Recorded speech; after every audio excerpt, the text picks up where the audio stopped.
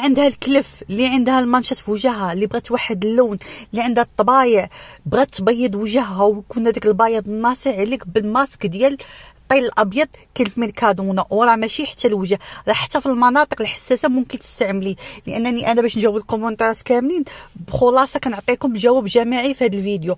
بغيتي اي تبيض لاي منطقه، تحيدي لي طاش عندك الكحوله حتى في يدك من اللور في الكودو ديال يدك، استعملي الماسك الطيل الابيض.